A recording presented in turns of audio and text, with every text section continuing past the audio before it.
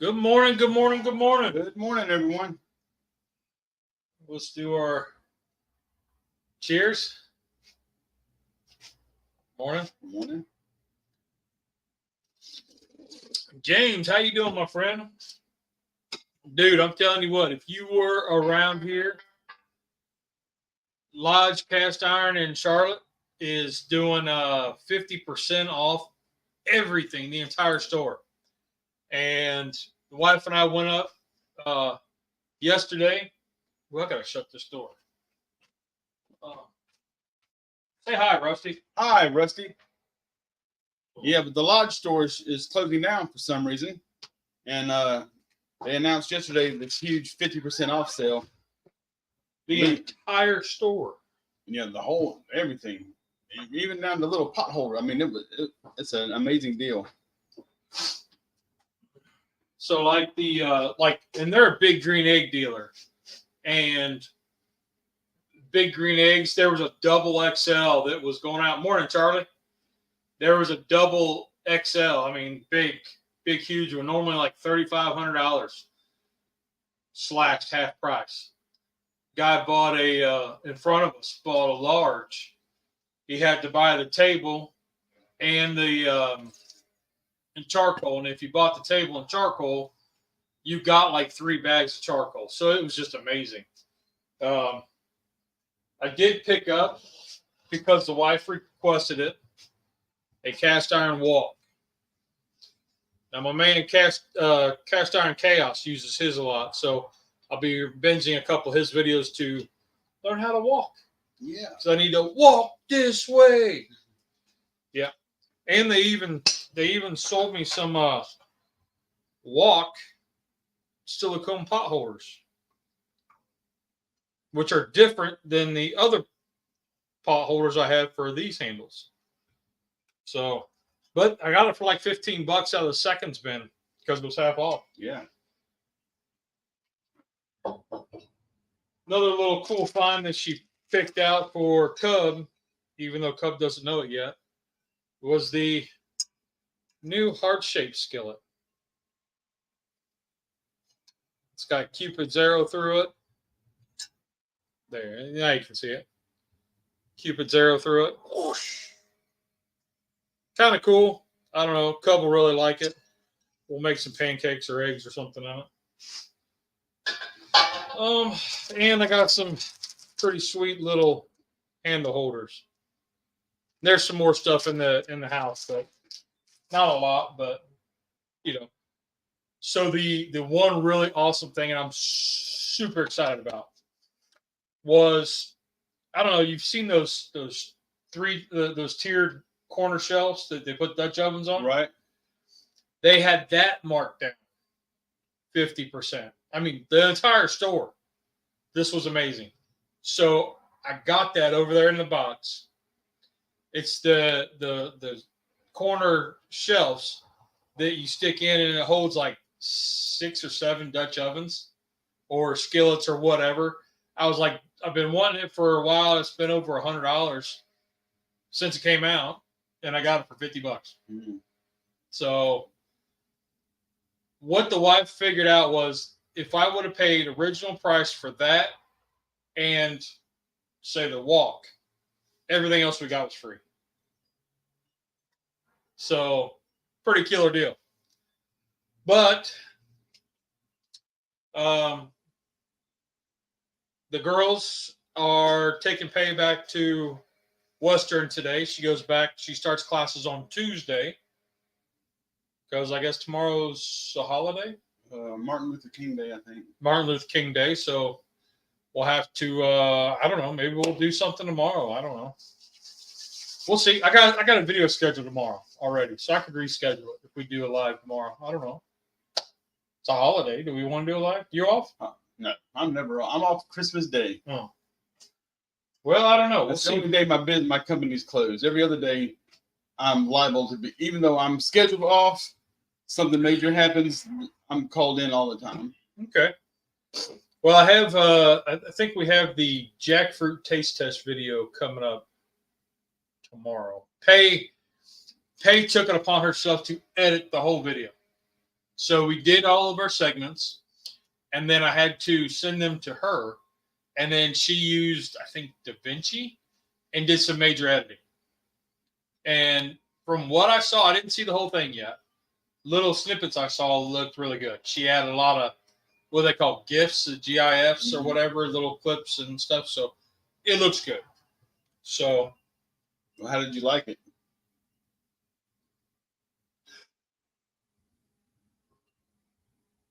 I won't try it again. Okay.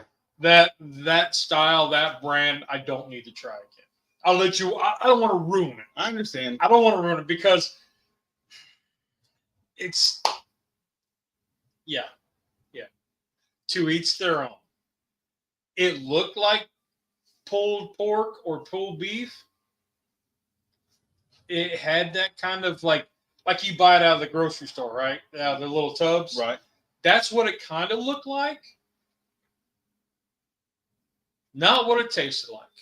I got the heart pan as well. I haven't used it yet. I have a storage unit too. Oh, you have it. Oh, sweet. Missed where you got the deal. Yeah, it just started yesterday. So the wife actually said, "Hey, I want to go here in the mall up in Concord. You want to go to the lodge store?" That was kind of like a trade-off. Oh yeah. And it just so happened when I flipped on Facebook, that was like the third post that came up was Lodge is doing their 50% off because it was on Monday.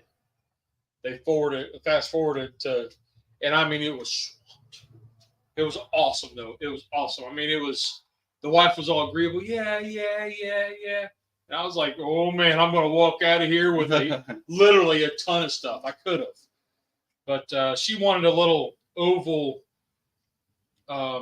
It's an enamel dish, casserole dish.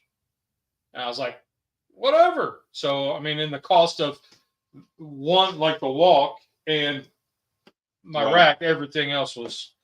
So, well, let me turn this on. Let's get into this. So this is going to be a simple, easy little, we say cook. Little warm up exercise. There it goes.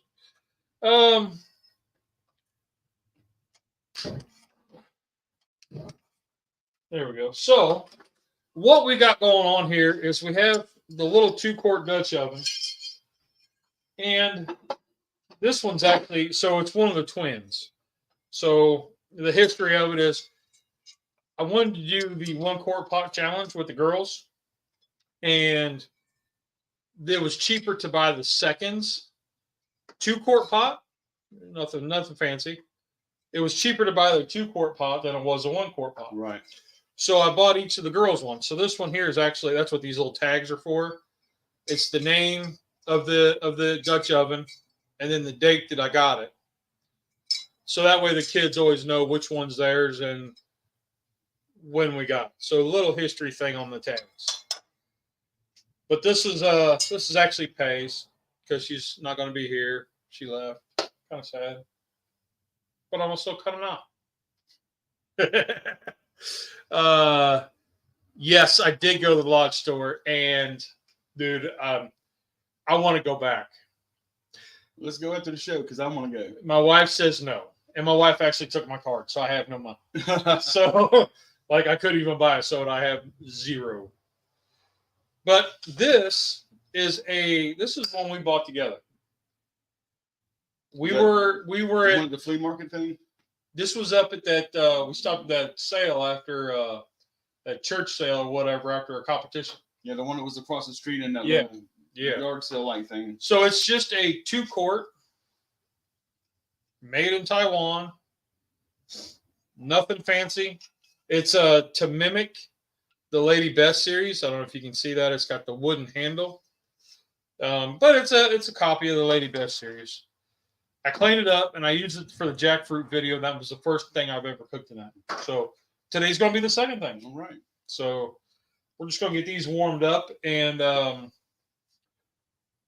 I guess we didn't tell them what we're doing. No, not yet. I'm still waiting for you to spit it out. 10 minutes into this thing. So, y'all know Wendy's chili in a can.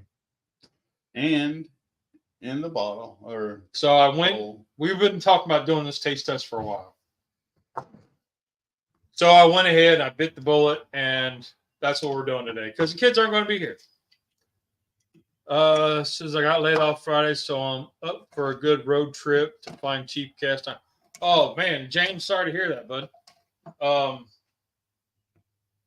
The stuff was going quick, let me tell you. But if you do end up coming, let me know, and we'll try to coordinate something. So I'm going to take this. This one I bought last night. At a busier Wendy's. We have 3 Wendy's in town. One seems to be slow as molasses and rude. So we went to the busier one. And I'm just going to give a light spray of oil because cast iron likes oil. Not really so much for non-stick or anything. I hate your can opener.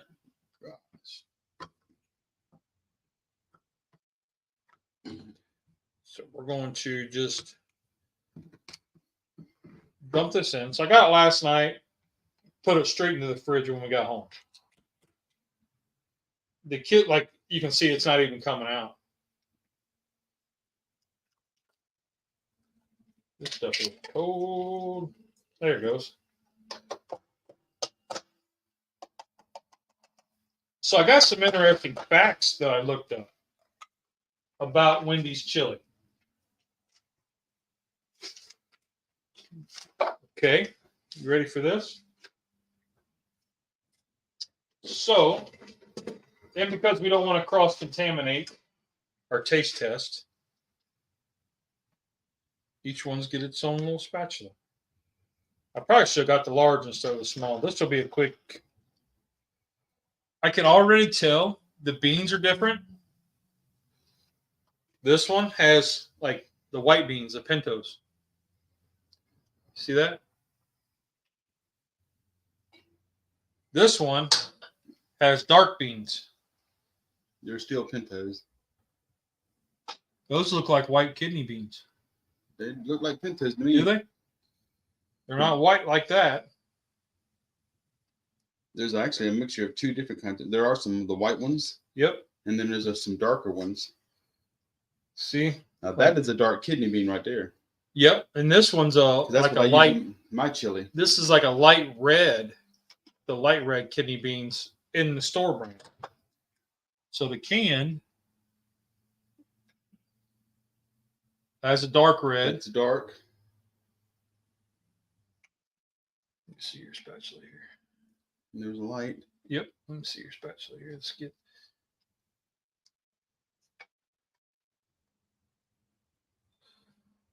Oops. I wanted that one.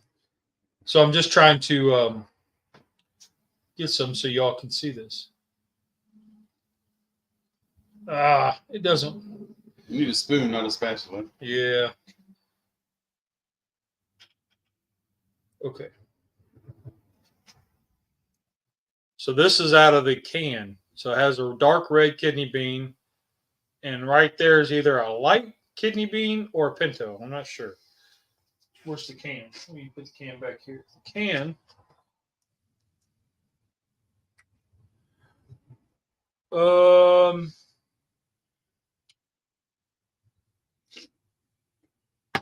Corn syrup, beef.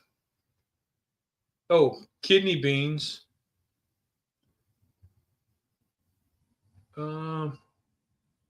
Kidney beans, water, cooked pintos. Yep. So it has pintos. Okay. Anyway, that was hard to read. So we're just going to heat this up. That was just an observation right off the bat. These are different. Exactly. The beans are different. They say the same, but they look different. So interesting fact.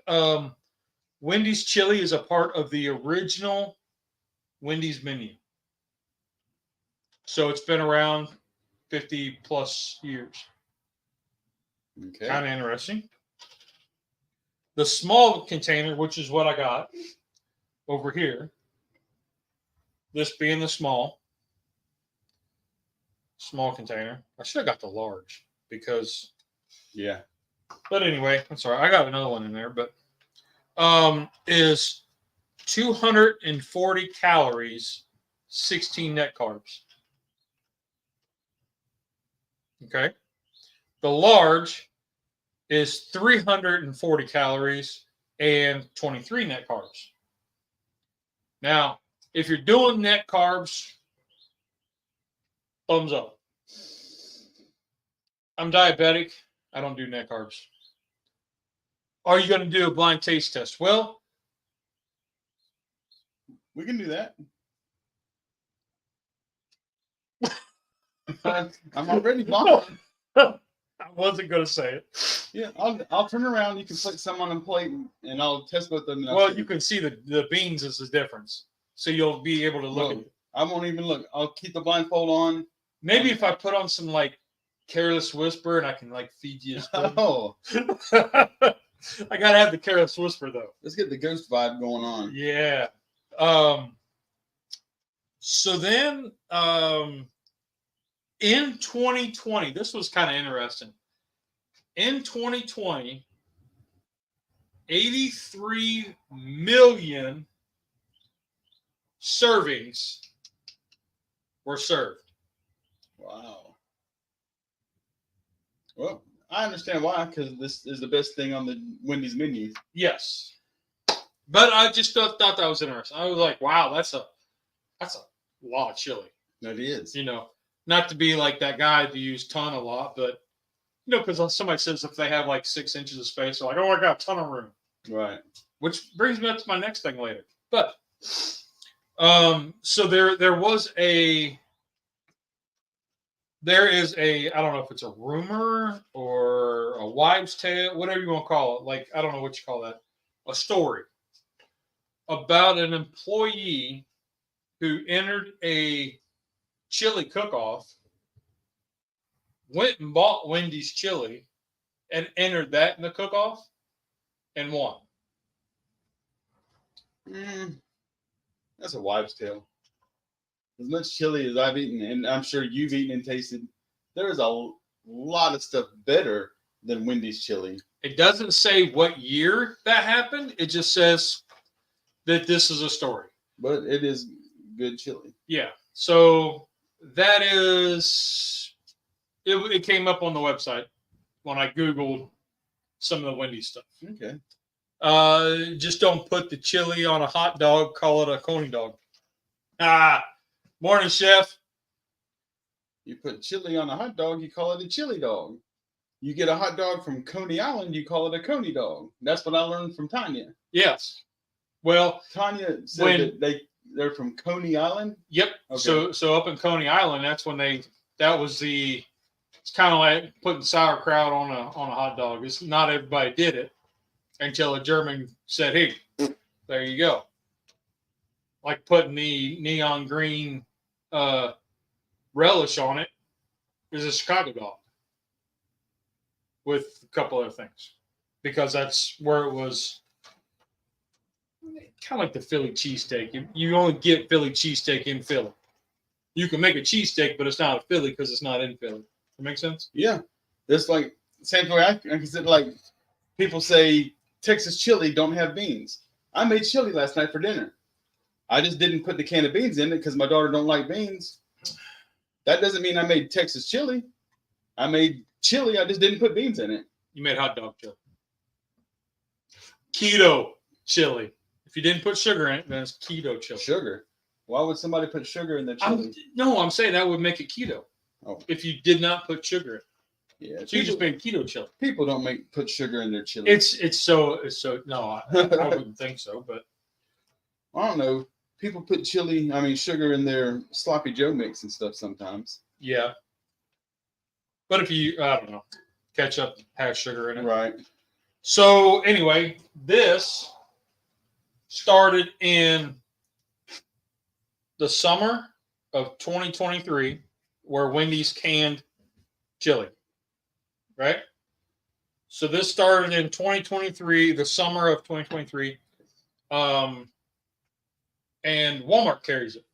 Okay. Food Lion does down here, and I think Publix.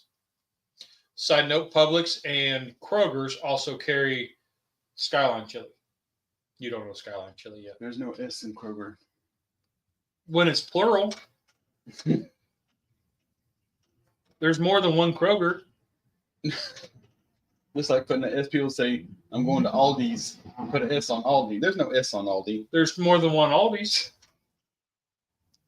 Right? Continue. Okay. So this can at Walmart was $4.42. I have no idea how much that chili was at the store. No, really? Because I didn't pay attention when we bought it. Well, that was my actually next question. How much was the little thing of chili? Yeah, I don't know. I didn't really look it up. I didn't check. So these are hot. They are. These are hot. So I'm just going to Really? cut the gas off. I'm trying not to burn my face.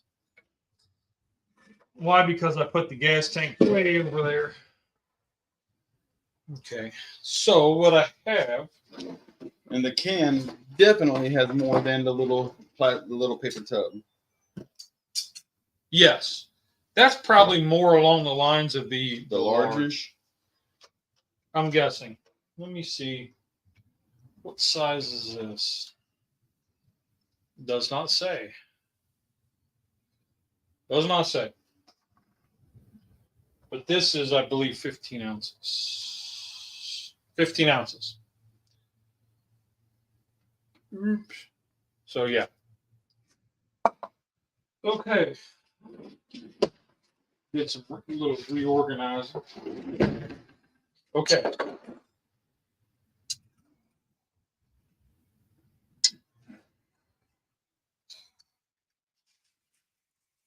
Yes, I even have the Wendy's Spoon and spoon? chili sauce. spoon and chili sauce and crackers. And the crackers.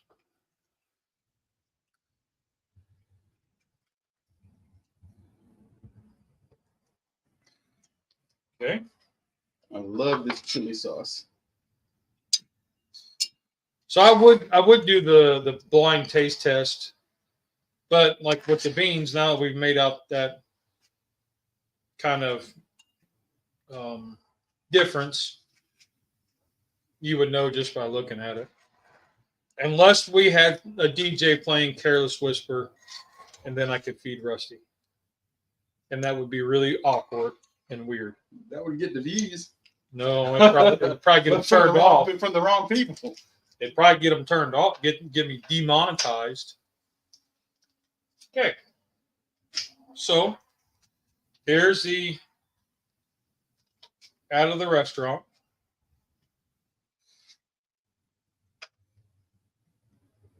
Should probably move this over to here. And here's the can. Now you can see the difference. See the beans? See the beans. Terry, how you doing, buddy? How you feeling? Okay. Hand me a spoon. Yes, sir. Now we also have crackers, so we could do. Should we put it on a cracker, dude? I just don't eat crackers. Should we do the old stale cracker and put it on a cracker, dude? Nah, that's money, dude. That's money, dude. All right. Which one are you trying first? I'm gonna try the store bought. Oh. No, this is the restaurant bought. See, Charlie, it's already a blind taste test. He ain't got it. Just kidding, Rusty. I'm just teasing. Okay, so I got some pintos and I got some meat.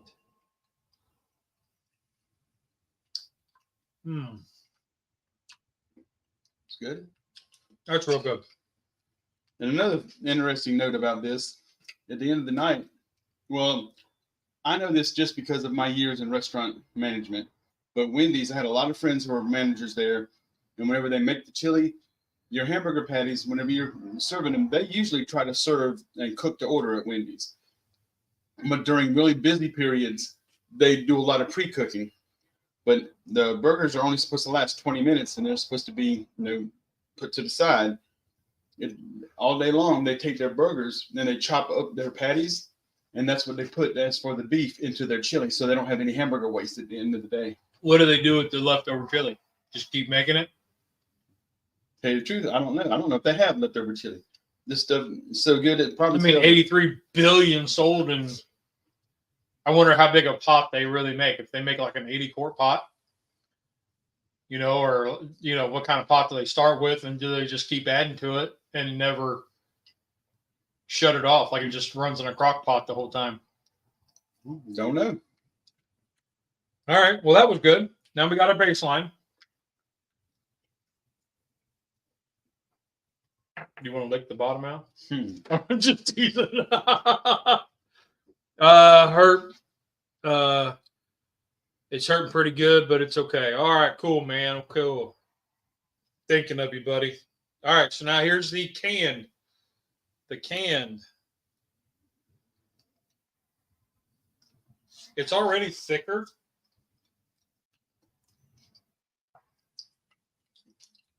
I tell a difference. Big difference.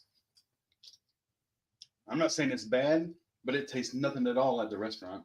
No, this doesn't. It's good. It reminds me of Hormel canned chili. Yeah. But if somebody were to give me this, I would never guess this was Wendy's chili. No. The first one, I'd know right off the bat. Yeah, that one's got like not a sweetness to it, but it's got a vibrant tomatoey sweetness to it. This isn't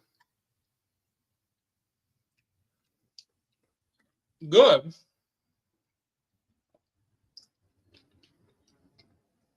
Good, but it's not near as vibrant as the. And I definitely like the one from the store better. Yeah, from the restaurant. It's not bad, but it's not as good as the restaurant. No, but if I was going to go to the lake fishing, and I was taking my like a little Dutch oven and making a little fire, I would eat this. Oh yeah, definitely. I would sit around and eat this. Yeah. It does remind me of Hormel or something like that. But anyway, that was pretty good. I mean, I like it. Yeah, I cleaned it out. Me too. But the I think the original is definitely better. And certain stores, you have to check with your restaurant, they will sell you like a family size.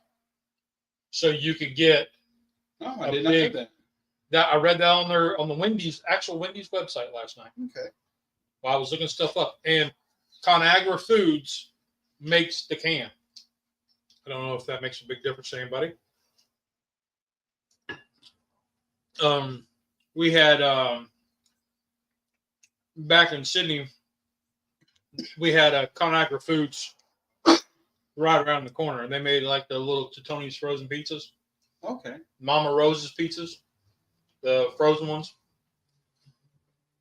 Those Totino's pizzas, I grew up on them, man. Yeah. Those things used to be so cheap, and now they're $1.50, $1.75 each. Some stores have them $1.99. Yeah. A little teeny tiny thing. Well, right. That was a good taste test. That was. So, I'd say we could go over and sit down, but I don't have chairs set up. So, we'll just kick back and drink some coffee. What else do I have? So, word association, right? Hey, Big D's in. Bicep and torn rotor cuff. Spurs. Yeah, Terry had his stuff all done. Cold outside because of the Arctic blast. Dude, I'm telling you. It was frosting out this morning. I didn't even look to see, but I had to scrape my windshield off before I could leave the house to come down here. Yeah, it was chilly. It takes 3 minutes to get to your house from my house, and That's just enough time to where if I turn on my defroster, as soon as I pull into your driveway, the heat finally there to start melting the ice. Yeah. So I got to scrape it before I get here because we don't have enough time to thaw it out. Big Lou, how you doing, man? Big Lou Barbecue and things I want to do. How are you doing, my friend? How's that bicycle running? He got him a e-bike, and then he went and got he restored another bike. Cheers, my friend. Well, if I'm riding a bike, e-bike is the way to go for me. Oh, that was a little toasty. So we did the taste test, and we already said which one you like better. But would you pay the $4.42 at Walmart for a can of this chili? Would I do it? I mean, yes, I would eat it if that was my only choice. But I got to pass 2 Wendy's to get to Walmart. True. So Food Line carries it, and it's $4.99 at Food Line. But well, Wendy's is just a mile past Food Line. Yeah. So I mean, I would just I would go to the store if I was in the mood for Wendy's chili. I would just go to the restaurant and get it. Lou, I thought you got that bike from it was a large, but it wasn't a large. I thought that was an e-bike. 9 this morning, Dwayne.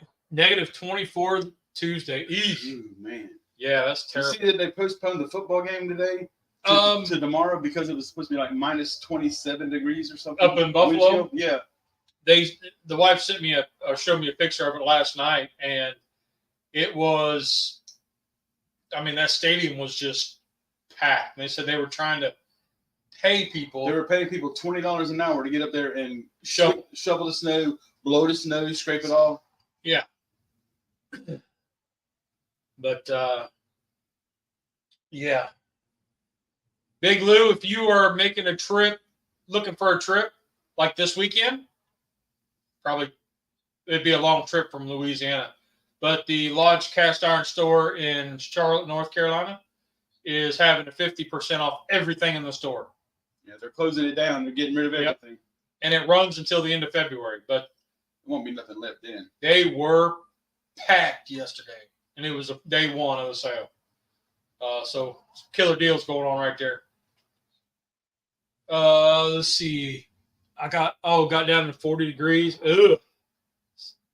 Yeah, I'm not ready for all that cold. I get up in the morning and walk, and it's like 28. And I start thinking, do I really want to do this? Really? But I get dressed up and I go. Yeah, I can tell if you're going to walk or not because on my way to work, I pass your house. And if your car is here, you didn't go for your walk. Yeah. If your car's gone, you went to your walk. Yeah. But Mama started her new job, and everything's good there. She loves it. So, word association. That's where I was going to go with this. That's where we're going. And I've already forgot what you said that was going to lead me over here. But anyway. So, I got watching TikTok the other day, which I haven't been on TikTok in a while. Like, sitting there scrolling through videos. One of the videos that came up was this guy's reaction to the song Black Betty. He had never heard it, and it's a younger guy, so he's probably about the age of my oldest daughter. And he just got back from a trip to Mississippi. A rocket stove. Ooh, those look like fun. And so he started listening to it. He's like, oh, wow. Oh, well, this is really cool. All right. But then he started hearing the words. He's like, whoa. And he rewound the video and put the captions on so he could see the words.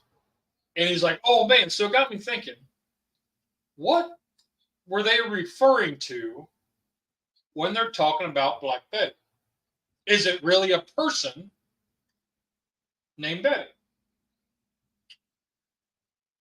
Well, I don't know the actual, like, what they, like, the song was written about, but it's an old, kind of like a jazz tune that originated. And Benjamin Franklin, there's a bird just about walked in the door. First wrote about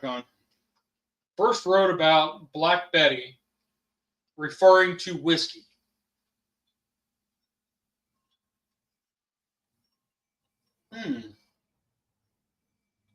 Yeah. We'll call it old number 7. They call it Black Betty. Well, this would have been before Jack. Yeah. So he referred to whiskey as Black Betty. And then another source I saw said that fast forward to the slaves or whatever, and Black Betty was referred to the whip that the slave owners used on the slaves. Okay. So I don't know. I maybe it's because of the addiction that, you know, or whatever, that the way that the whiskey was used. I don't know, but it was just something interesting. So then it got me thinking. The term Big Bertha. Everybody uses Big Bertha, and I said, where did that originate from? You know, was it like the Toby Keith song where she walked in one hip at a time? You know, was that the origin? Or, you know, obviously it was before the golf clubs, the Big Bertha golf clubs. So I looked it up, and Big Lou probably knows this one. It was from World War II, the Germans. Before the war broke out, there was a company called, I got it broke down. So the company was Krupp, Krupp. They made this big gun. It was 420 millimeter howitzer. That's pretty big. That's a big one. It could fire a projectile weighing up to 1,785 pounds at distances of 6 miles. Man. Yeah, that's crazy. You know, for back in the day, like this is before, right? I mean, the World War II broke out. And I was in the Army from 1989 to 1997, and I fired many weapons. I've never even seen a weapon that large. It weighed like, where did I have it? It was generally operated in pairs, each operated and serviced by 240 men each. And each one weighed 47 tons. Yeah. Big Bertha. The gun was designed and built by the Krupp company, Germany's largest armament manufacturer in the years before the war, for the sole purpose of overcoming modern Belgium and French forts with reinforced concrete. And I forget, I didn't write it down, but I think it was like, it could go through like 6 feet of concrete. That size, I'm sure it could. Yeah. At a distance of 6 miles. 6 miles away. Yeah. So how did Big Bertha get its name, right? Because it's just big, right? Well, the Krupp company, when the owner died, his daughter inherited the company, and her name was Bertha. And that is a term that I've used personally whenever I got my big 12-foot pull-behind smoker. I mean, ever since I got it, it's like, here, got me Big Bertha. With the old blues and country songs, there was different lingo that was used. Yeah, absolutely. Ram-a-lam. Ram Jam, yep. That song ain't about whiskey. Yeah, it was just one of those that I don't know that song in particular was about whiskey, or if it was about the slave stuff, or if there was just a lady named Betty. I don't. That one in particular, I'm not sure about. But the term was what I was looking up, because I was kind of wondering, like what other kind of common terms do we use without knowing where it came from? And last night I was out here at the laundromat. We've had a lot of rain here the last week, and my septic tank is completely filled with water. So we can't use our washing machine right now. So we had to go to the laundromat. And I was sitting in the laundromat, and Lee texted me, about this. Hey, come up with some ideas that we can talk about tomorrow. And so me and Teresa was sitting at the table, and it's like there are so many phrases and terms that you use all the time, not knowing it. And whenever you're trying to think of them, you can't come up with think of any. So if you guys got any in the chat, throw them up. But we did. We sat down around the table while clothes were washing and drying, trying to come up with them. I came up with three of them. Two of them I actually wrote down on my phone. The third one, my hands were busy at the time, so I said I'll write it down in a second, and I didn't forgot it. So I only have 2 of the 3 that I could think of, and it's not near as exciting as the term like Black Betty. This one is something simple like okie dokie. Okay. Who was the first person whenever you ask something and they said okie dokie? Where does okie dokie come from? And what was the other one I could think of? Well, what's the okie dokie? I have no idea. Oh. Well, you're supposed to have. Okay, so we have to look up what okie dokie means, like the origin. Which other one? Can't find my phone. It's over there. It's black. Right where you left it. It's a black phone on a black apron, and I'm blind. So one that a friend of ours who went riding with the girls to take Tay back to school. When I think Okie, I think of someone from Oklahoma. That's true. That's true, because they did get the nickname, I believe, back in the Wagon Trail days, but I could be off. I'm probably off. I'm always off. And the other one I came up with was Big Mama Jamma. Big Mama Jamma. Okay, so what's the origin? I have no idea. You didn't tell me to look up the origin. You said come up with terms. And that's what I did. Okay. I didn't know we were doing the history, or else yeah. That would have gave me something to do while I was watching them clothes go round and around. Okay. So somebody quickly look up Mama Jamma and Okie Dokie. And I remember Dokie's like referring to a donkey. What about Honky Dory? That's a good one. What's that one? That one too. Yeah. Let me write some of these down because I'll look them up later. But in the movie Replacements with Keanu Reeves, there was a part in there where the big Asian dude is sitting down at the table. He's eating like 2 dozen boiled eggs, and the coach comes up to him and says something like, "Oh, that's he's a big Mama Jamma" or something. I don't remember exactly the word in it, but I remember it was used in that movie. But that was always used for something really, really large. What's that? Hunky Dory. Buddy guy live back in the 90s. Nice. Uncle Steve, what's going on, buddy? Hey, Steve, how's it going? Hunky Dory. So, Steve, what we're doing really quick. We did a Wendy's taste test video. Just let me bring you back up here for the new guys. So we did the Wendy's from the store. From the Restaurant. Over here. And then we did the canned version over here. We found a couple differences between the two. So, and then now we're talking about different terms used that we don't know the origins of. Kind of like, Bad Mama Jamma, Big Bertha. Black Betty, Honky Dory, Okie dokie. Okie Dokie. I mean, it's so much Yeah. easier just to say yes. But Okie Dokie, Smokey.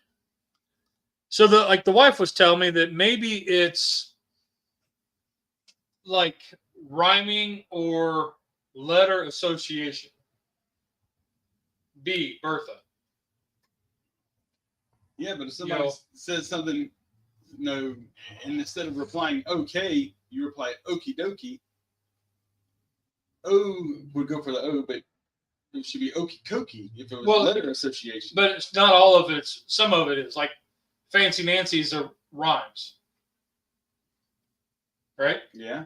So some of it could be, what about a piece of cake? Oh, yeah. Piece of cake. And not just a piece, like. It's meaning really easy, simple.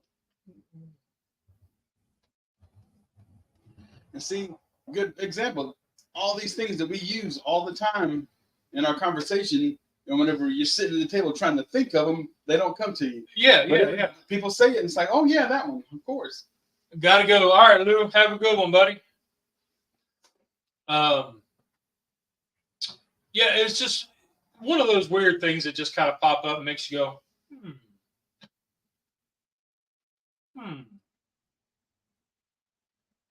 What other ones you got? I can't remember. Remember the third one, I forgot I didn't make it to the phone in time to write it down before I forgot it. What about the term dude? We use, growing up, that was kind of like the surfer slang, that we used. Everything was dude. Wonder where that came from. I'm going to be busy later. Yeah. You always ask the grilling dude, where'd your name come from? Yeah, I think that his was more brought on by the Big Lebowski. He's a huge Big Lebowski fan. Okay, what is that? It's a movie. Okay. Yeah. So I haven't either, and I own it. I bought it and still haven't watched it yet. Maybe that's what I'll do today. So, it was just one of those that kind of hit me. And my wife was like, "You're nuts. Why are you thinking this?" And I was like, "I don't know. Just random stuff that happened." But yeah. Well, do I have any other fun facts? Big Bertha was a cool one. The Wendy's chili was kind of interesting. Negative Nelly. That was another term. Yep. And I didn't look it up last night, but that was the one she was going, well, maybe it's a like end to end, the letter association. That one I understand. Yeah. So some of it I've heard negative Nancy, and I've heard negative Nelly. Yeah. Which when I think of negative Nelly, I always think of Little House on the Prairie. Right. Little Nelly. Yeah. A surprisingly large number of common expressions comes from Shakespeare. Oh. So dude that was high on opium created a lot of our modern language. What? I don't know if he was really high. Could be. I don't know. Just some interesting stuff. I was hoping this guy would have had more.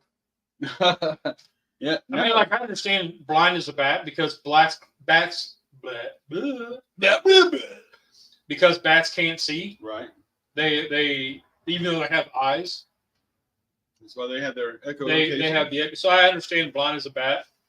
I understand it too. But yeah, like going to the auction last night. Me and you talked about it last week, but Peyton had to whatever, and you couldn't go last night.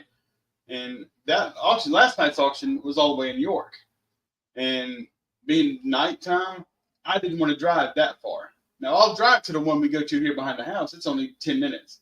But to go to the one over in York, I wasn't going to drive that one at night because I'm blind as a bat. Which is, I'm just going to throw it out there. It is kind of scary that you're talking about driving and you can't find your phone. Laying on. Well, no light above it. black phone on a black apron in the dark. I'm just saying. It's not dark. Just saying. Anyway.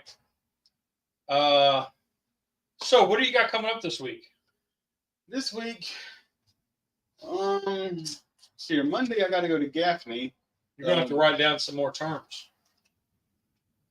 We're going to do the same thing next week. We can. We can always throw out little tidbits of information. I got to go to Gaffney tomorrow for Tractor Supply.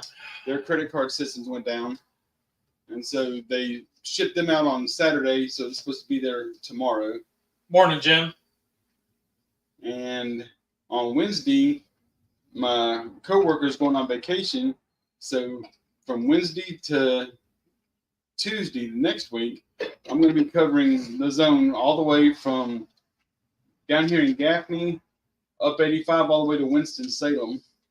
So I'll be covering 3 areas by myself and just hoping I get very, very few service calls. That's a lot of windshield time. Another one that just hit me. So the lady that I think I started this one.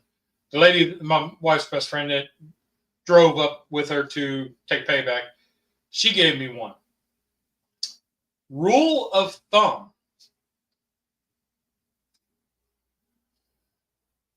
The rule of thumb was based on what is allowed to beat your wife with.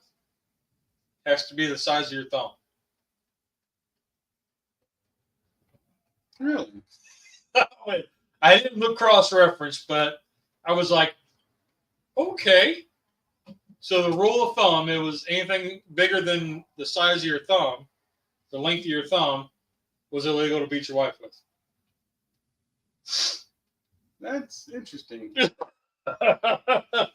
So,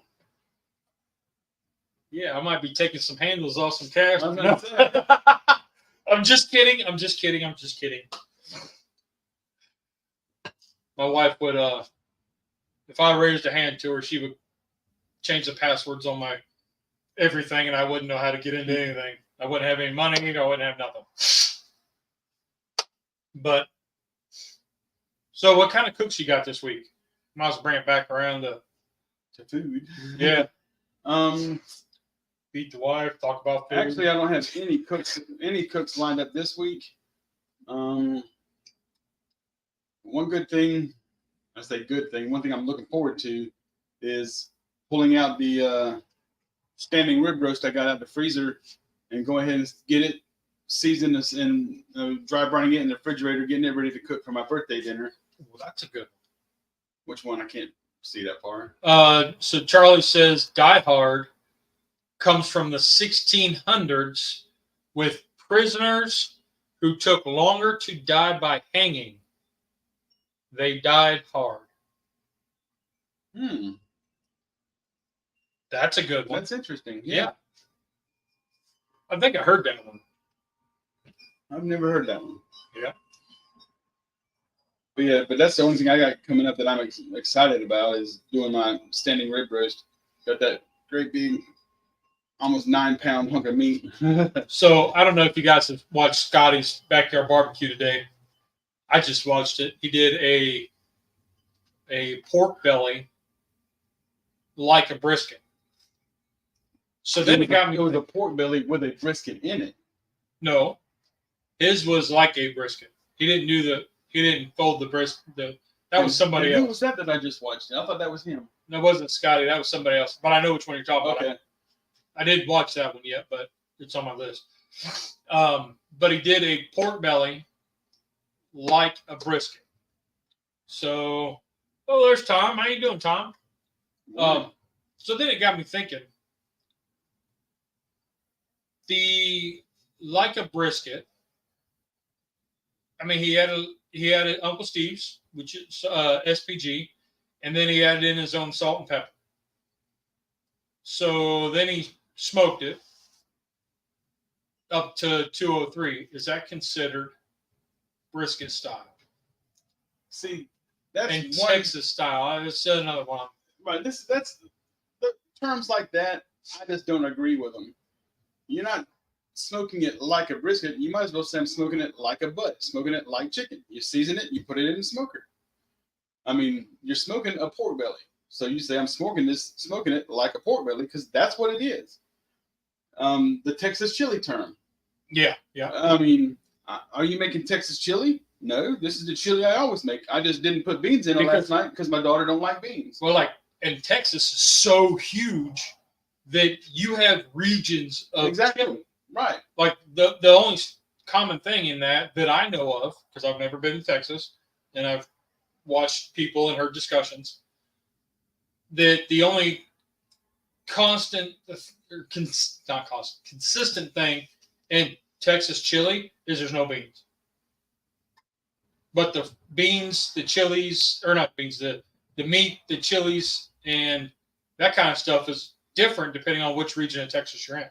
And that's why your sauces are, you can just say you want red chili or you want green chili. I mean, just because they made it in Texas and they didn't put beans in it, doesn't mean if I don't put beans in it here in South Carolina, then I'm making a Texas chili. So then it goes into, is Coney sauce Texas chili? Question. And then is it, like, we're going to look up the origin of Coney sauce. I'm just going to have to do it.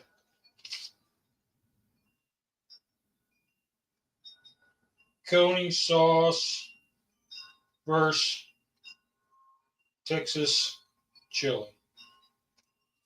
Okay, so is Coney sauce Texas chili?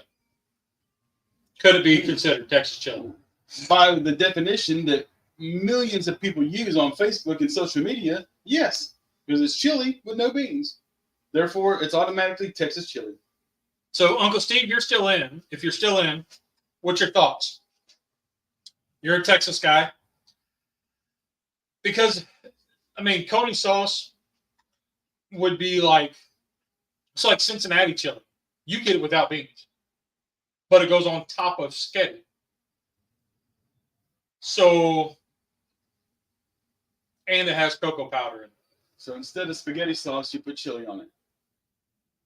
Yes. Okay. We've done that. Yeah. I remember. Yeah.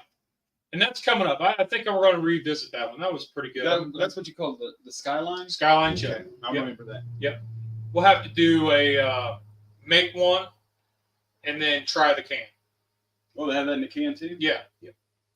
Just the chili. You boil your own noodles and you pour on right. It. Okay. They actually have a pouch that has the noodles in it too. Oh, wow.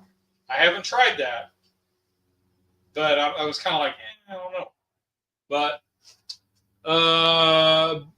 break the ice came from old times when receiving country would send out small ships to break the ice for the incoming ships. Oh, nice. They're icebreakers. Nutmeg. Nutmeg in it, which would get you shot in Texas. Whoa, that's true. Yeah. Certain ingredients, they don't do cocoa powder, nutmeg. You know, they don't do that kind of, well, those kind of spices in Texas. Texas chilies. But break the ice. Yeah. I remember that game. Hammer. I did too. Hammer the little squares out. And you did what the little guy to fall through. Yeah. Now I lost track of what I was thinking. So then Coney Island sauce, if that originated, I'm just assuming, I have to look it up. But if it originated from a guy putting Texas chili on a hot dog, but then it was sold in Coney Island, and that's how it's got its name. I don't know. That's just theorizing. I don't know. Right. But again, the term Coney dog, I mean, that's all new to me. You and Tom, y'all just introduced me to that term a month ago. Yeah. And, I mean, people, here's a Coney dog. No, that's a hot dog with chili. To me, that's what it was. But and that's the other thing. I'm gonna look up like a chili cheese dog. And I've also seen people that take a hot dog bun and only put chili in the hot dog bun. There's no hot dog, and they call that a chili dog. No, it's not. There's no dog in it at all. That's a chili sandwich. Yeah, it's a chili sandwich. Because you have to have a hot dog in it, unless you chop up the hot dog and throw it in there, in the chili. But that's one thing I never understood why people would call that a chili dog. I'm done, because Midwesterners, we throw beans in chili to help make it stretch. That's right. And that's what growing up, not only we did beans, but we also did rice. We always boiled rice, and then we took and scooped our chili over the bowl of rice, and that just stretched it. Yep. And that's the way I make it. I make it like that all the time because that's the way I was brought up making it. Made rice last night. Went out and get the laundry done. Come home to eat. Kids ate up all the rice. I had to make more rice. And I don't like rice. Like I could care less about it. But hi, Scotty. We were just talking about you, buddy. Just I watched your pork belly like a brisket. So the question is, what makes the cook like a brisket? I mean, I understand the salt, pepper, and you use the one kind of pellets instead of oak wood, which for me, Texas style would be mesquite or oak over like on an offset. That's the kind of Texas style that I get, that I think of. That it's not just the seasonings, that it's the whole gambit, the flavor profile you're putting in it. Like Carolina style has to have the vinegar in it, and the wood's native to you.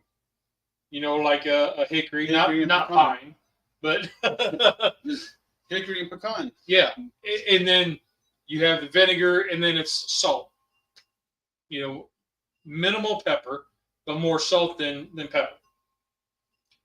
And offset. Oh, actually, a brick pit, is, or some sort of offset is, to me, Carolina style. Not just whatever willy-nilly kind of rub, and then you throw vinegar sauce in when you pull it. And when I think Carolina style, vinegar sauce doesn't come to mind to me. I mean, just regular, tomato-based sauce or whatever. The sauce, to me, is not what makes it Carolina style.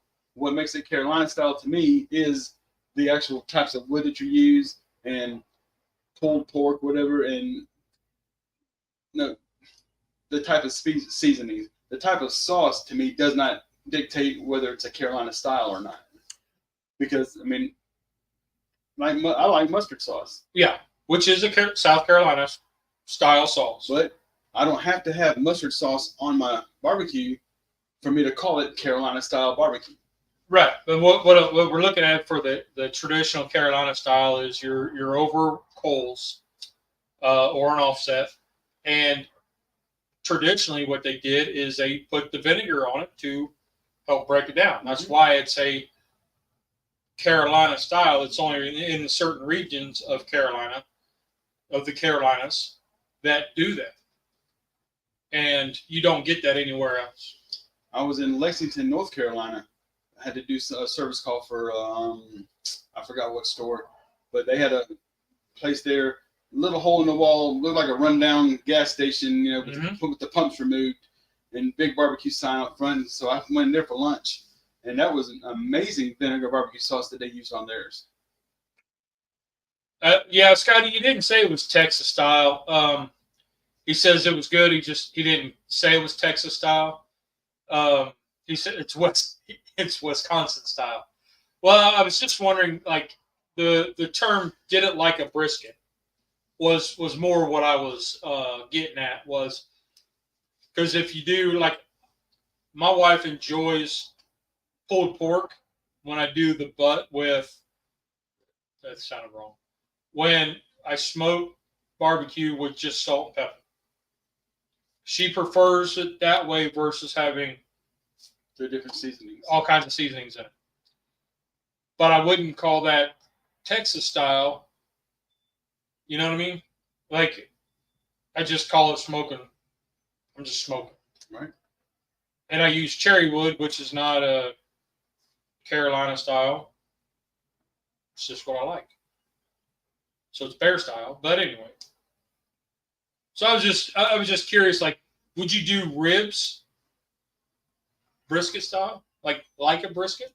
See, and again, that term to me is just wrong. You do ribs like ribs. You season them. You pull the membrane off. Some people will use a binder, season them, put them in the smoker. You pull them out whenever they're at your desired temperature. When you cook a brisket, you trim it, you season it. If you want to use a binder, use a binder, season it. You put it in the smoker. You pull it out at your desired temp. I mean, it's cooking. You brought up a good point. How many people in the chat, anybody watching later on the replay, put it in the comments, how many of you temp ribs?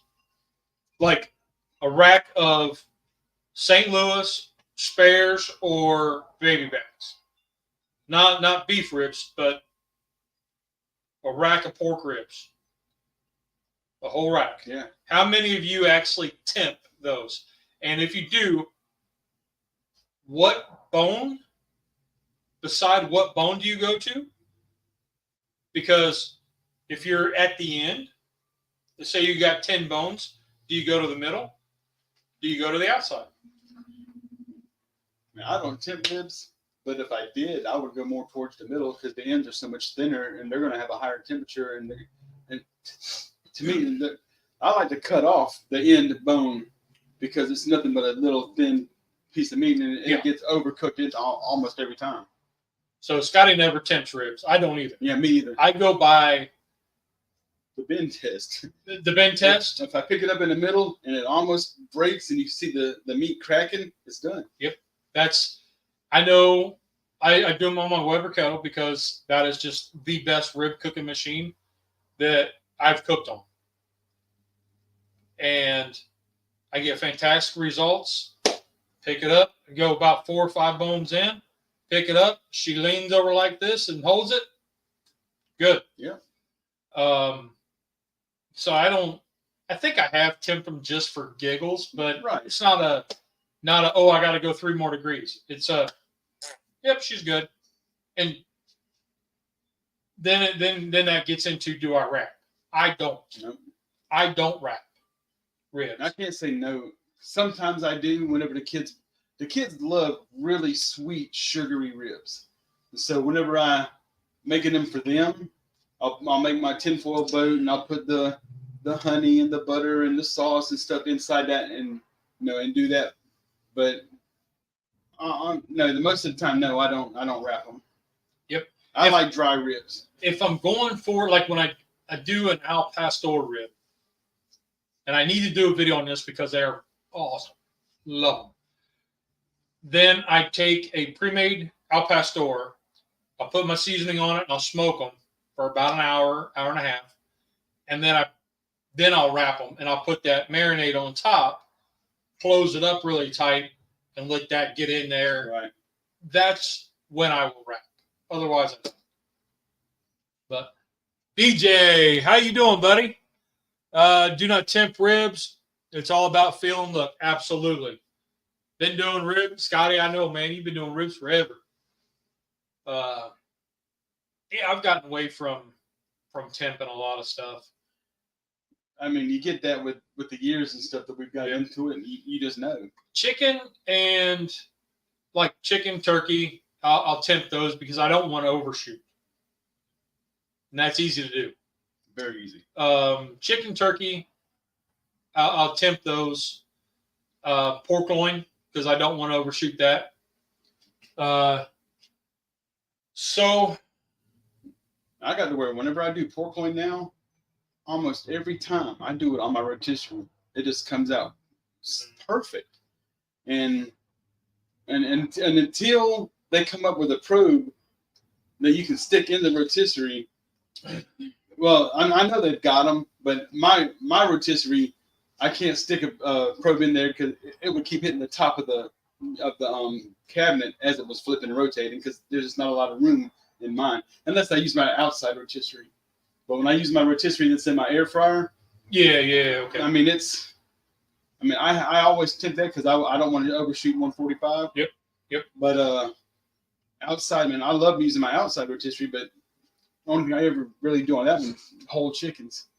Which you know they've got those like the temp spike or Right. the meat stick. I've got a meat stick. You know, something like that would probably work really well in there. Where if you moved it down instead of at the end, put it towards the middle. Yeah, and you have to do it perpendicular with the meat. Which you wouldn't be worried about the ambient temperature. Right. So yeah. But anyway, But I post pictures and stuff on Facebook every time I use my outdoor rotisserie and whole chickens. Yeah. Well, Scotty, I've got a couple pork belly halves in the size you cut it down to. I got a couple of those in the freezer, and you got me really wanting to do a pork belly now. So I don't know if I'd go as I don't know. I haven't figured out how to season it yet, but you got me thinking about it, buddy. Yeah, my kid Tamara and Tommy's favorite way for me to do pulled pork is I'll do a butt and I'll do a pork belly at the same time. Whenever they're done, I shred them all together, and that's how I do my pulled pork, and they just love that.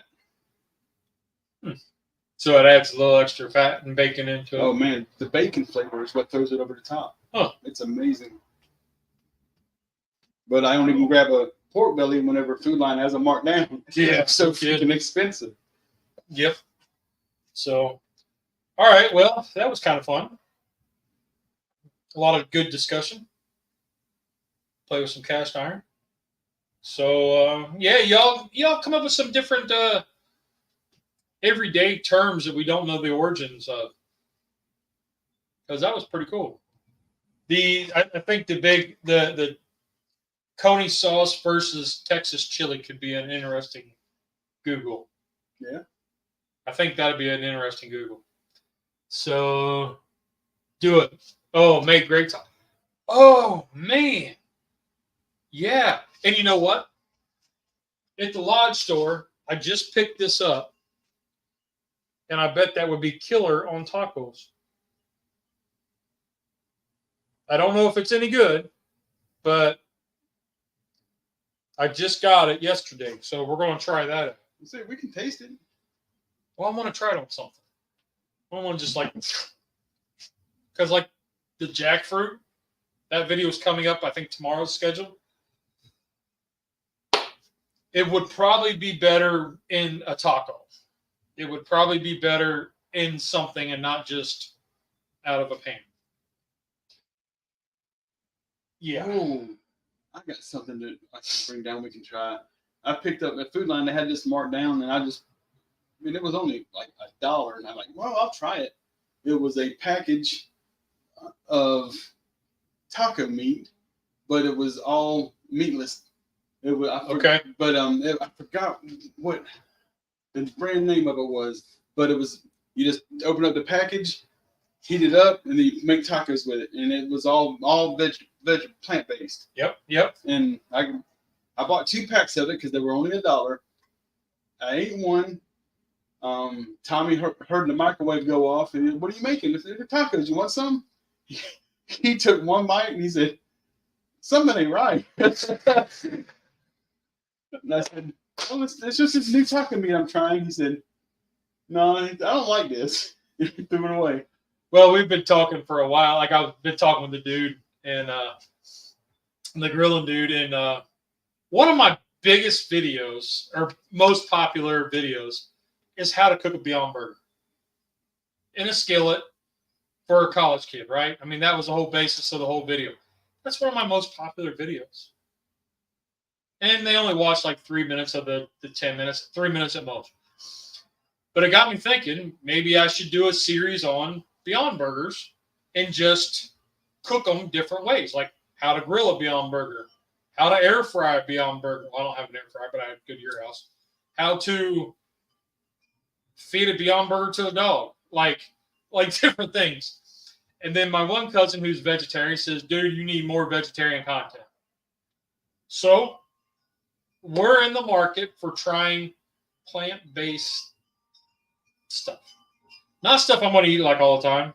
Right. But taste test and reactions, I think, is kind of something fun, something like this, where they had plant-based chilies, and I was looking at that, and I was like, if you take meat out of chili, then it's plant-based.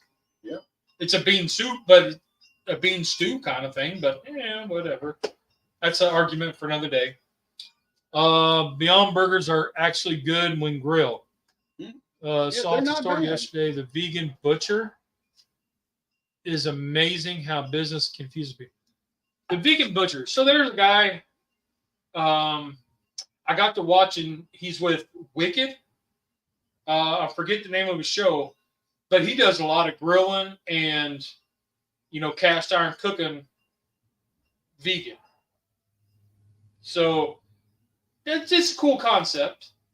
It's a really cool concept, but yeah, I could do a couple things, like loaded, like enchilada portobellos, something like that, that are that way.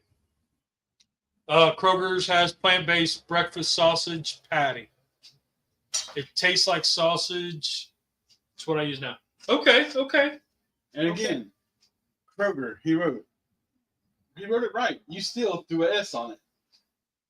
Well, because it's plural. He's talking about his Kroger. I'm talking about Kroger's. Nah, you're just stuck to saying putting an S on it. No, like if I'm up at my dad's and we're going to Kroger, we're going to Kroger. Because it's right there. But in general... All I'm saying, you were reading it, you threw an S on it, and there's no S on there. You just... Because I'm talking... threw it on there. I'm talking plural. Continue. Like if we had one right down the street, then I'm going to Kroger. Okay.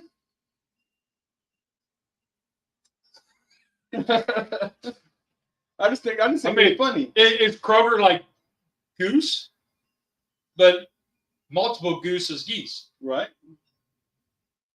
Unless you're talking about... I was saying you throw an S on it every time you say it. So then even when the S isn't there and you're reading it, you still throw an S on it. That's all. So would like Canadian geese, what's that plural? Geeses? That is plural. The Canadian geese, not the Canadian goose. That's something different. The ones that attack you in the parking lots? Is a Canadian goose. If there's a whole bunch of them, they're geese. Canadian geese. It's Canadian geese. Right. But if you see one flying in the sky, you say there's a Canadian goose. You don't say there's a Canadian geese. Oh, it's Canadian geese. Not if there's one. When do you see one? You never see one. Anyway, so it's a Google. Beyond Burger probably make great fertilizer. People throw an S on Kroger. Multiple. See, BJ's right. Multiple Kroger is Kroger's. If you have multiple Krogers, multiple Krogers. That's not what I was getting at. I was just getting at, like, he wrote Kroger. You reading it, you automatically put an S on it. That's all. Anyway, that's good topic for we can do a whole show on people that automatically put S on everything. No Kroger in my area. Yep. Our closest one is about an hour in Columbia. Yeah, down in Columbia. Yep. So it used to be real. Whenever I was stationed in Columbia at Fort Jackson, it was right outside of Gate 4, and that used to be the place where everybody went. Yep. Now I completely forgot what I was going to say. So yeah, so we could do Beyond Burger stuff. I don't know. It's hard though when, like you was talking about the sausage. When you go down the Beyond Burger aisle, like the meatless aisle, right? And this section, it's like between the fish and the beef, like down here. It is. It Food Line is. And it's a small section. It's about yay wide.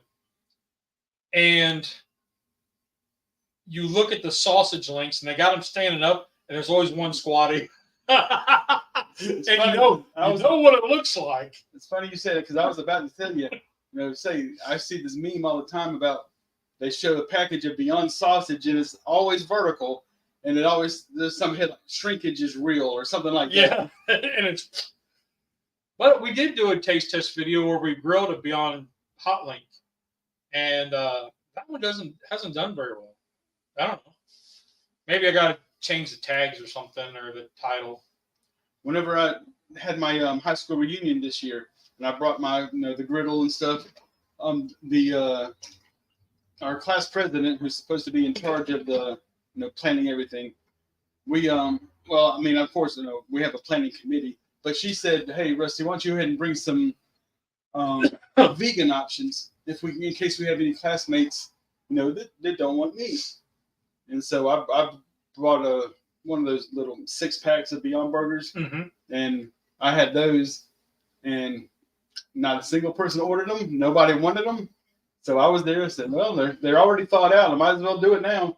I went ahead and cooked them, and I made an announcement. "Hey, here's some Beyond Burger. For those of you who've never tried plant-based patties before, come try one." And what's this? Okay, so I got to cut you off just because that statement right there. You've never tried plant-based meat. Technically, they have. If you remember the old scandal back in the 90s when Taco Bell and McDonald's got nailed for having virtually no meat in their beef tacos or sandwiches. I don't know. I remember McDonald's getting nailed for using horse meat instead of beef, but yep. I don't remember the. And now they have to have a certain percentage. It's like it has to be 48% or something like that beef in their stuff. So you've had plant-based stuff. I'm sure people have. You just don't know. And Teresa, she loves the plant-based sausage because she has a problem with grease. And ever since her gallbladder was removed, that's been an issue with her. And we don't buy it that often anymore. She's just not a really big sausage person. But that was one of the things she tried after her surgery. And she really liked the plant-based sausage patties. The burgers are... Oh, the sausages are nasty. The burgers are the only ones worth buying. I got the burgers and for that video, and it reminded me of the patties that I used to get when I went to McDonald's. And I haven't been to McDonald's in 12 years. But when I used to go to McDonald's a lot, and which growing up mainly, that's what it reminded me of, was getting a hamburger at McDonald's with just ketchup and mustard and a pickle, and that's what it reminded me of. Right. But the burgers, I don't think they're bad at all. I mean, you can definitely tell. I say definitely, but I mean it's not beef. Yeah. But it's very edible. I mean, they're not bad. And not to get too far deep into the whole vegan thing, I asked my cousin, I'm like, dude, how do you do this? Because the ingredients in the processing, like looking keto, there's certain aspects of keto that I embrace because of my diabetes and the starches from all the treatments and all that stuff. But anyway, when you look at that versus plant-based, the processing is astronomical. Everything that is plant-based is heavily, heavily processed. You look at what's like all the ingredients in a Beyond Burger. I mean, it's like the list is this long. And then you look at the ingredients in a, beef patty. But anyway, we're not going to get into that. We'll do that for another time when we do a comparison taste test, maybe. Patty versus patty. Oh yeah, we could do that. Oh, good. Yeah, we could do that. I'll write that down too.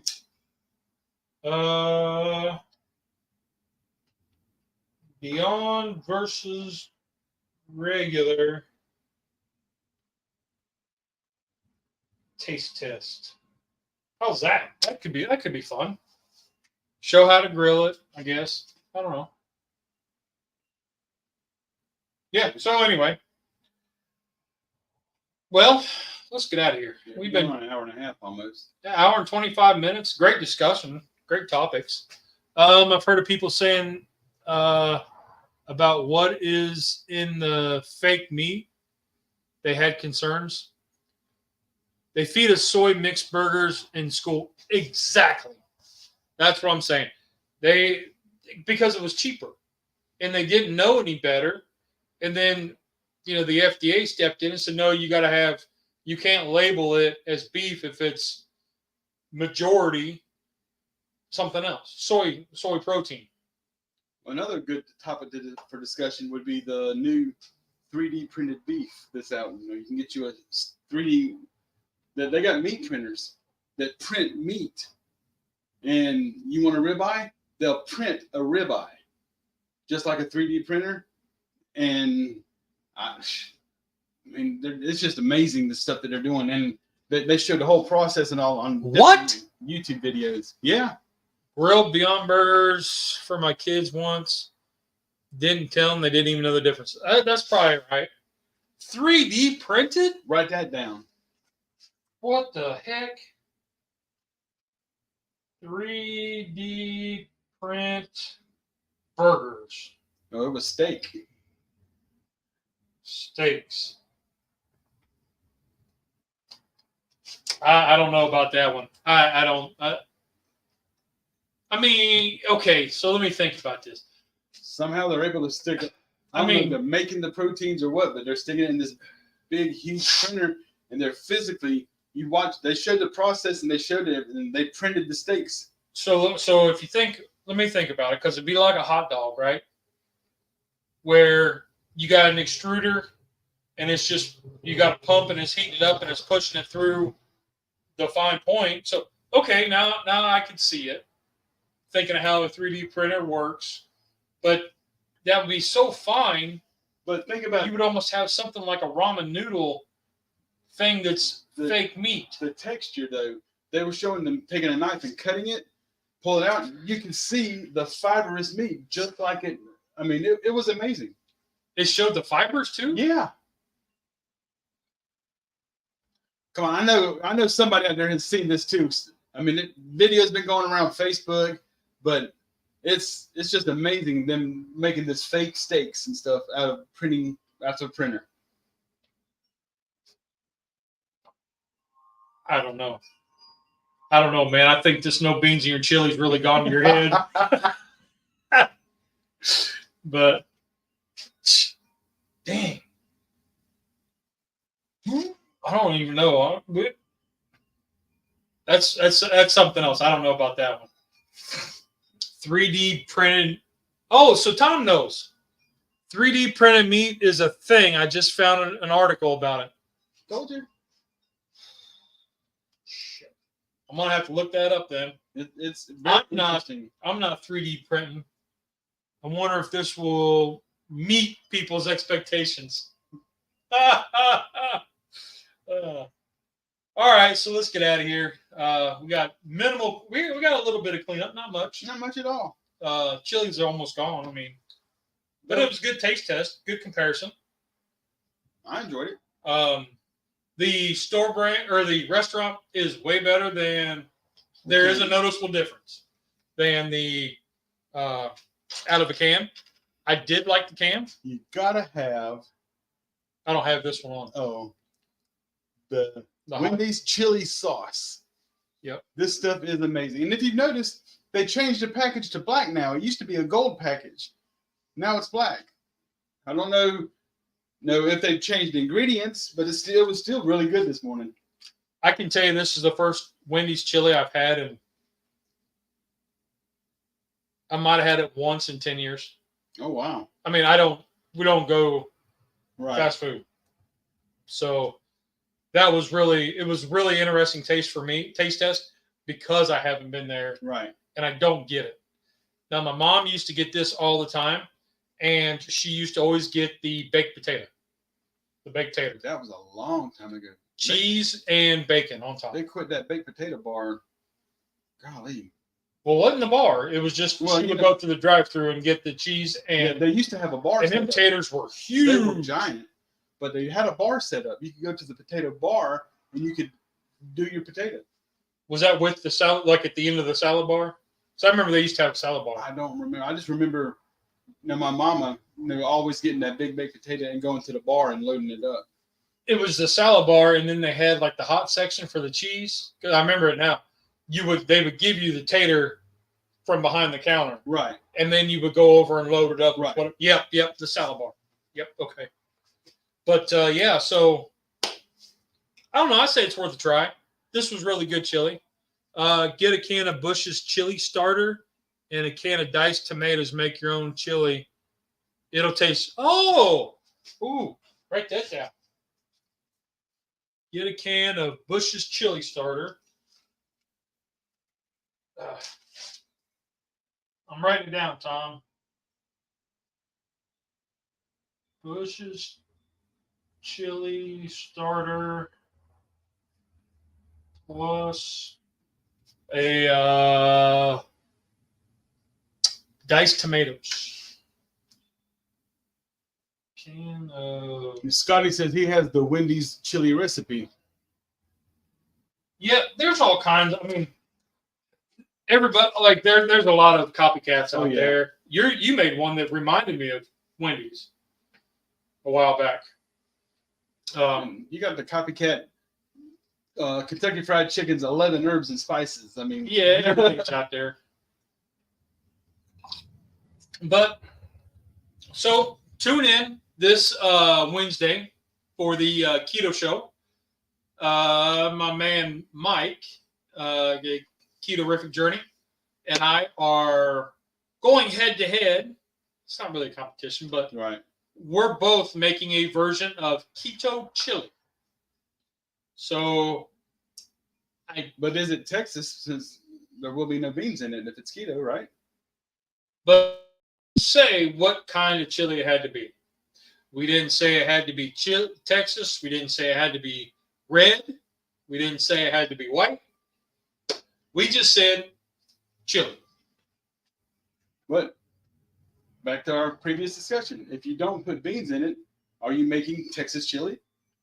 If you add the chilies that are native to Texas, then it would be Texas chili, in my opinion. By that I mean like if you add the green chilies or the red chilies or the poblanos or boy, that wing's picking up. It is. What are the ones you put in the Al Pastor, the dehydrated ones? Oh, the guajiles. Yeah, the guajilos and the whatever. Those, if you add those kind of chilies, then I would say it's got that Tex-Mex kind of feel to it, my opinion, which means absolutely nothing. So it's fine. But, I might try something different. I don't know. But so anyway, we're going to get out of here. And, hey, try it out. This was not bad. I enjoyed it. I will eat this again. Not just because I have another can in the pantry. I do have another can in the pantry. But I think I'm going to do like a standalone video comparing these two. So I might do a standalone video comparing these two. Hello. Anyway, I know, crazy stop. Okay, so Texas red chili. If I use those dried chilies in it, I think then it would be Texas style. Right. But I could go like a Cincinnati Skyline chili, which I've done before, and that was amazing. My wife hates it, which is all the more reason to make it. Come on now. She let you buy cast iron. I'm telling you guys, she picked this out for Cub. She said Cub would really like this. So we got it. She picked out the wok. It's a 14-inch wok. She picked it out. So technically, she encouraged this one. But I have to learn how to walk. I have to walk this way. You and me, babe. Hey, hey. So we'll be learning how to walk. I don't know if I can walk a chili. Chili a walk? I'm actually same size, 14-inch hex clad walk at the house. So we might be learning how to walk. We can bring that side by side and see if there's any difference in a Walk. pan and cast. Hex-clad and a cast iron. Because I hear a lot of the couple things that I've heard say that hex-clad cooks like cast iron. I don't know about that one. But she is enabling me. Thanks, Scotty. She is. She wanted, so Tom, you might have missed it, but she wanted to go to one of the stores in the mall, and she said, "You want to go to the lodge store?" And I said, "Well, the sale's not till Monday." And then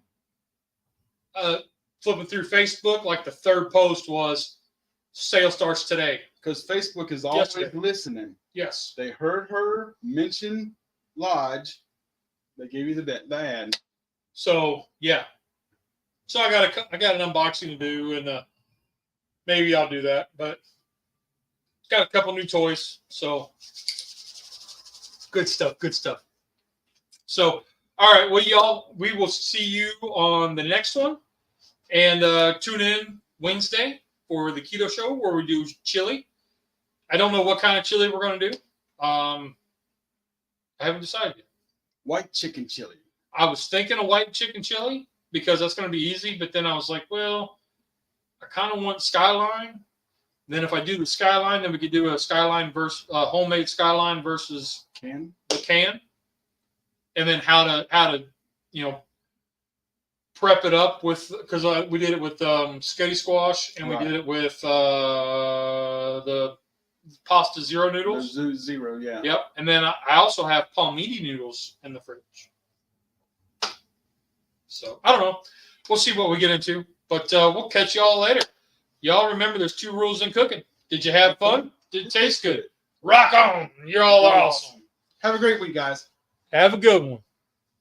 We're out.